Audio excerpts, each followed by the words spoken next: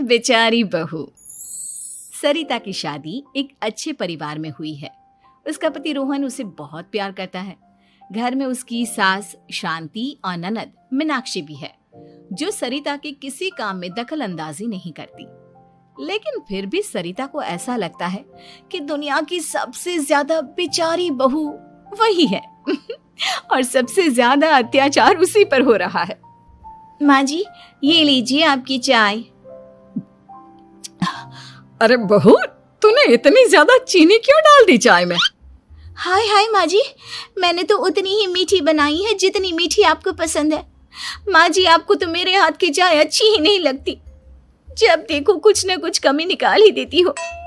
अरे बहू, तू एक बात के पीछे ही पड़ जाती है। मैंने ऐसा कब कहा कि तू रोज चाय खराब बनाती है? सरिता अपने कमरे में चली जाती है और फोन उठाकर अपनी माँ से बात करती है।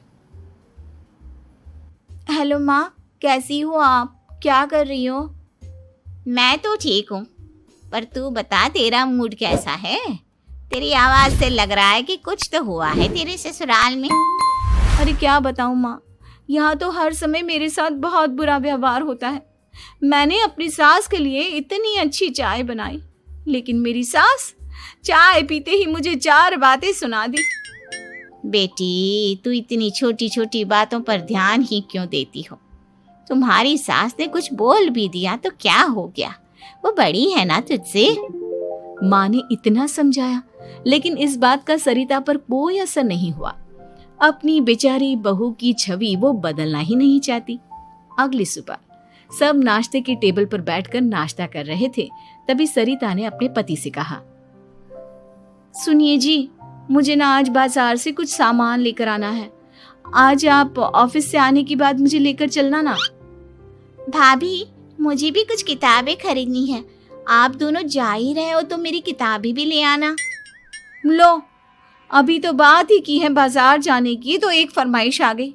माँ जी, आप भी बता दो कुछ, और हाँ, मोहल्ले वालों से भी बोल दो अगर वो कुछ मंगवाना चाहते हो तो। बेचारी मीनाक्षी अपना सा मुंह लेकर रह गई। ये सब देखकर रोहन से चुप नहीं रह गया और वो गुस्से में बोला, सरिता, क्या हो गया है तुम्हें? मीनाक्षी ने तो सिर्फ किताबों के लिए बोला है। तुम्हें मीनाक्षी से इस तरह से बात नहीं करनी चाहिए। माफी मांगो उससे अभी। क्या? मैं माफी मांगू?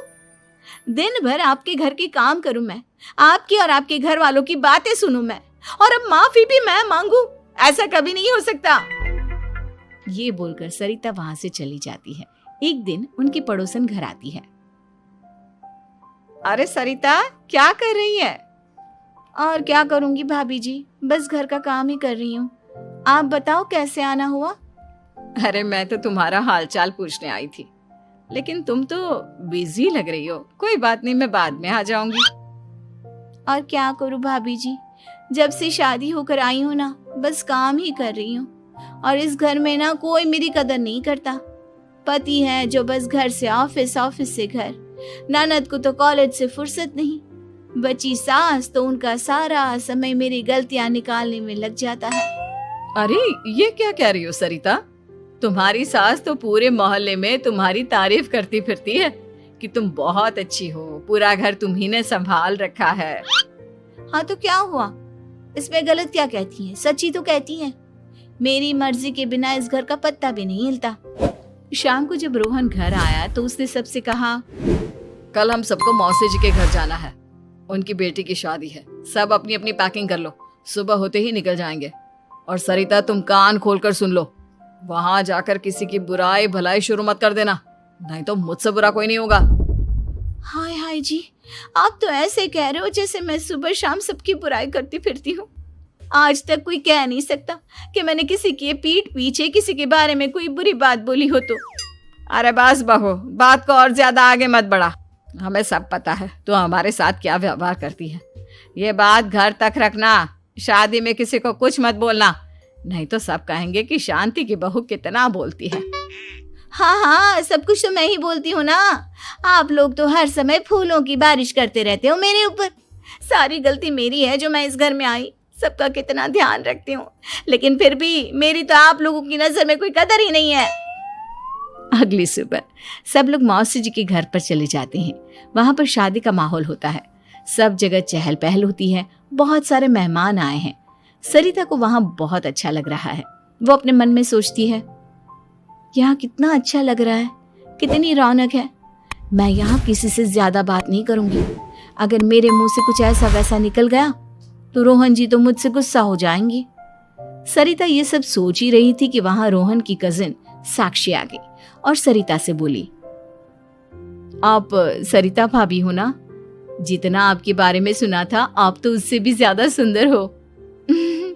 हाँ वो तो है, मेरी सुंदरता की तारीफ सब करते हैं। मेरे मायके में तो सब यही बोलते हैं कि रोहन जी की किस्मत बहुत अच्छी है जिन्हें मैं मिली। लेकिन आप कौन है? मैंने आपको पहचाना नहीं। मैं रोहन भैया की कजिन हूँ। आपकी शादी पर नहीं आ पाई थी ना, इसलिए आप मुझसे मिली नहीं कभी। शांति मौसी और मीनाक्षी आपकी बहुत तारीफ करते हैं। क्या कहा तुमने? मेरी तारीफ? कभी नहीं। मेरे ससुराल वाले कभी मेरी तारीफ कर ही नहीं सकते।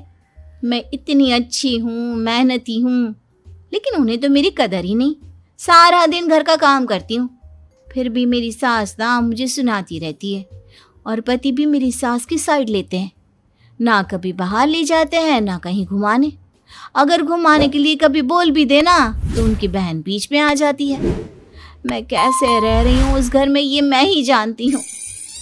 सरिता की ये बातें सुनकर साक्षी को बड़ी हैरानी हुई। अब वो हर किसी के सामने अपनी बढ़ाई और ससुराल वालों की बुराई करने लगी। रोहन और शांति को सरिता पर बहुत गुस्सा आया, लेकिन वो चुप रहे। अगले दिन जब वो अपने घर पर आए, सरिता, तुमने क्यों सबके सामने मेरी इज्जत का तमाशा बनाया? तुमसे बोला था ना कि चुप रहना। अजी ऐसा भी क्या कह दिया मैंने जो इतना भड़क रहे हो? तुम जहां जाती हो अपना रोना शुरू कर देती हो, कभी किसी दूसरे की बात ही नहीं सुनती, बस अपनी कहती रहती हो। तुमने सबके सामने हमारा तमाशा बनाकर रख दिया है। हे भगवान, मुझे अपने पास बुला ले। जिस घर में मेरी कदर ही नहीं उस घर में मेरा क्या काम? अरे क्या करूंगी मैं यहाँ रहकर? जो भी आता है मुझे सुनाकर चला जाता है। मैं तो किसी से कुछ नहीं कहती। सीधी सादी बहू मिल गई है ना सबको, तो जो जी में आए वो करो। सरिता ने अपने आगे किसी को कुछ बोलने ही नहीं दिया और उस दिन भी उसने सबके सामने खुद को बेचारी बना ही दिया। अगले दिन मीनाक्षी कॉलेज के लिए लेट हो रही थी, इसलिए वो हर काम जल्दी जल्दी कर रही थी। अपना नाश्ता लेने किचन में गई और पतीले में रखे गरम दूध को गिलास में डालने लगी। दूध का पतीला उसके हाथ से छूट गया और गरम गरम दूध उसके हाथ पर गिर गया। ओए माँ, हाय मेरा हाथ, माँ मेरा हाथ जल गया। मीनाक्षी की आवाज सुनकर सरिता दौड़ती हुई आई। ये क्या किया तुमने? तुम्हें नाश्ता चाहिए था तो मुझसे बोल देती, मैं क्या मना कर देती? अब पता नहीं कितने दिन की मुसीबत पाल ली तुमने। सरिता मीनाक्षी को उसके कमरे में ले गई और उसका बहुत ख्याल रखा। उसका इस तरह से ख्याल रखना शांति और रोहन को थोड़ा अजीब लगा। माँ, सरिता के दिमाग का भी कुछ पता नहीं। कल शादी में सबको इतना कुछ बोल कर आई है हमारे बारे में, और अब मीनाक्षी की कितनी अच्छी देखभाल कर रही है। ये ऐसा क्यों करती है? बेटा, तेरी बीवी की ना आदत हो गई है सबके सामने खुद को बेचारी दिखाने की, और आदत इतनी जल्दी नहीं बदलती। जब ये बोलना शुरू करती है तो रुकने का नाम ही नहीं लेती, इसलिए इसे पता ही नहीं चलता कि ये किसके सामने क्या बोली जा रही है। लेकिन दिल की बहुत अच्छी है। हमें भी अपना दिल बड़ा करके ये जैसी है इसे स्वीकार करना चाहिए। अगर कहानी अच्छी लगी हो तो चैनल को सब्सक्राइब जरूर कर लेना और लाइक और शेयर भी कर देना। ऐसे और भी वीडियो देखने के लिए बने रहिए। मेरे चैनल पर धन्यवाद।